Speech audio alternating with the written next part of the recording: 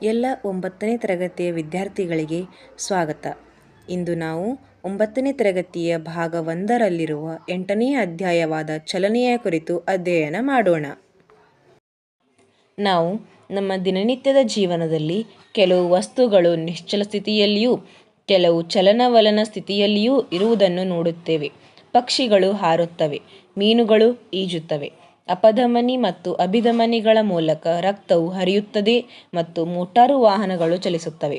ಪರಮಾಣುಗಳು, ಅಣುಗಳು, ಗ್ರಹಗಳು, ನಕ್ಷತ್ರಗಳು, ಗ್ಯಾಲಕ್ಸಿಗಳು ಎಲ್ಲವೂ ಚಲನೆಯಲ್ಲಿರುತ್ತವೆ. ಕಾಯವು ಚಲನೆಯಲ್ಲಿದೆ ಎಂದರೆ ಕಾಲದೊಂದಿಗೆ ಅದರ ಸ್ಥಾನಪಲ್ಲಟವಾಗುತ್ತಿದೆ ಎಂಬುದು ನಮ್ಮ ಅನುಭವಕ್ಕೆ ಬಂದಿದೆ. ಹಾಗೂ ಅನೇಕ ಸಂದರ್ಭಗಳಲ್ಲಿ ಪರೋಕ್ಷ ಅನುಭವಗಳಿಂದಲೂ ಚಲನೆಯನ್ನು ಕಂಡುಕೊಂಡಿದ್ದೇವೆ. ಉದಾಹರಣೆಗೆ, ಧೂಳು, ಎಲೆಗಳು ಮತ್ತು ಕೊಂಬೆಗಳು ಚಲಿಸುವುದನ್ನು ಗಮನಿಸಿ ತನ್ಮೂಲಕ ಗಾಳಿಯು ಚಲಿಸುತ್ತದೆ ಎಂಬುದನ್ನು ತಿಳಿದುಕೊಂಡಿದ್ದೇವೆ. ಸೂರ್ಯೋದಯ, ಸೂರ್ಯಾಸ್ತ ಮತ್ತು ಋತುಗಳ ಬದಲಾವಣೆ ಈ ವಿದ್ಯಮಾನಗಳಿಗೆ ಕಾರಣಗಳೇನು? ಇದು ಭೂಮಿಯ ಚಲನೆಯಿಂದಲೇ. ಅದು ನಿಜವಾದರೆ ಭೂಮಿಯ ಚಲನೆ ನೇರವಾಗಿ ನಮ್ಮ ಅನುಭವಕ್ಕೆ ಏಕೆ ಬರುವುದಿಲ್ಲ? ಒಂದು ವಸ್ತು ಒಬ್ಬ ವ್ಯಕ್ತಿಗೆ ಚಲಿಸುತ್ತಿರುವಂತೆಯೂ ಮತ್ತೊಬ್ಬ ವ್ಯಕ್ತಿಗೆ ಅದು ನಿಶ್ಚಲ ಸ್ಥಿತಿಯಲ್ಲಿರುವಂತೆಯೂ ಕಾಣಬಹುದು. ಚಲಿಸುತ್ತಿರುವ ಬಸ್ಸಿನಲ್ಲಿ ಕುಳಿತಿರುವ ಪ್ರಯಾಣಿಕರಿಗೆ ರಸ್ತೆಯ ಪಕ್ಕದಲ್ಲಿರುವ ಮರಗಳು ಹಿಂದಕ್ಕೆ ಚಲಿಸುವಂತೆ ಕಾಣುತ್ತವೆ. ರಸ್ತೆ ಬದಿಯಲ್ಲಿ ನಿಂತಿರುವ ವ್ಯಕ್ತಿಗೆ ಪ್ರಯಾಣಿಕರನ್ನು ಕರೆದೊಯ್ಯುತ್ತಿರುವ ಬಸ್ಸು ಚಲಿಸುವಂತೆ ಕಾಣುತ್ತದೆ. ಬಸ್ಸಿನಲ್ಲಿರುವ ಓರ್ವ ವ್ಯಕ್ತಿಗೆ ಸಹ ಪ್ರಯಾಣಿಕರು ಬಸ್ಸಿನೊಳಗಡೆ ನಿಶ್ಚಲ ಸ್ಥಿತಿಯಲ್ಲಿರುವಂತೆ ಕಂಡುಬರುತ್ತದೆ. ಈ ವೀಕ್ಷಣೆಗಳು ಏನನ್ನು ಸೂಚಿಸುತ್ತವೆ? ಅನೇಕ ಚಲನೆಗಳು ಸಂಕೀರ್ಣವಾಗಿವೆ. ಕೆಲವು ವಸ್ತುಗಳು ಸರಳ ರೇಖಾಪಥದಲ್ಲಿ ಚಲಿಸಬಹುದು, ಬೇರೆಯವು ವೃತ್ತಾಕಾರ ಪಥವನ್ನು ತೆಗೆದುಕೊಳ್ಳಬಹುದು. ಕೆಲವು ಪರಿಭ್ರಮಿಸಬಹುದು ಮತ್ತು ಕೆಲವು ಕಂಪಿಸಬಹುದು. ಕೆಲವು ಸಂದರ್ಭಗಳಲ್ಲಿ ಮೇಲಿನವುಗಳ ಸಂಯೋಜನೆಯೂ ಇರಬಹುದು. ಈ ಅಧ್ಯಾಯದಲ್ಲಿ ನಾವು ಮೊದಲಿಗೆ ಸರಳ ರೇಖೆಯಲ್ಲಿ ಚಲಿಸುವ ವಸ್ತುಗಳ ಚಲನೆಯ ವಿವರವನ್ನು ತಿಳಿದುಕೊಳ್ಳೋಣ.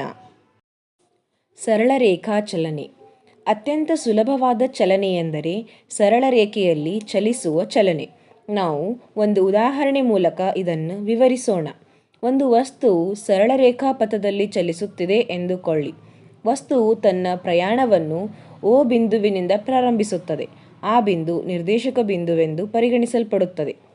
A, B ಮತ್ತು C ಬಿಂದುಗಳು ವಸ್ತುಗಳ ಬೇರೆ ಬೇರೆ ಕಾಲಗಳಲ್ಲಿನ ಸ್ಥಾನಗಳು. ಈ A, B, C ಬಿಂದುಗಳನ್ನು ಚಿತ್ರದಲ್ಲಿ ಚಿತ್ರೀಕರಿಸಿದೆ. ಮೊದಲು ವಸ್ತುವು C ಮತ್ತು B ಬಿಂದುಗಳ ಮುಖಾಂತರ ಚಲಿಸಿ A ಬಿಂದುವನ್ನು ತಲುಪುತ್ತದೆ. ನಂತರ ಅದೇ ಹಾದಿಯಲ್ಲಿ ಹಿಂದಕ್ಕೆ B ಮುಖಾಂತರ ಚಲಿಸಿ Cಯನ್ನು ತಲುಪುತ್ತದೆ. ಏಕರೂಪ ಚಲನೆ ಮತ್ತು ಏಕರೂಪವಲ್ಲದ ಚಲನೆ. ವಸ್ತುವು ಸಮವಾದ ಕಾಲದಲ್ಲಿ ಸಮವಾದ ದೂರವನ್ನು ಕ್ರಮಿಸುತ್ತದೆ. ಇದನ್ನು ಏಕರೂಪ ಚಲನೆ ಎನ್ನುತ್ತಾರೆ. ಇದರಲ್ಲಿ ಕಾಲದ ಮಾಪನದ ಅಂತರ ಕಡಿಮೆ ಇರಬೇಕು. ನಾವು ನಮ್ಮ ನಿತ್ಯ ಜೀವನದಲ್ಲಿ ವಸ್ತುಗಳು ಸಮನಾದ ಕಾಲದಲ್ಲಿ ಸಮವಲ್ಲದ ದೂರವನ್ನು ಚಲಿಸುವುದನ್ನು ಕಾಣುತ್ತೇವೆ. ಅದು ಏಕರೂಪವಲ್ಲದ ಚಲನೆ. ಉದಾಹರಣೆಗೆ, ಅತಿ ಜನಜಂಗುಳಿ ಇರುವ ರಸ್ತೆಯಲ್ಲಿ ಚಲಿಸುವ ಮೋಟಾರು ವಾಹನ, ಉದ್ಯಾನವನಗಳಲ್ಲಿ ಓಡಾಟ ಇತ್ಯಾದಿ.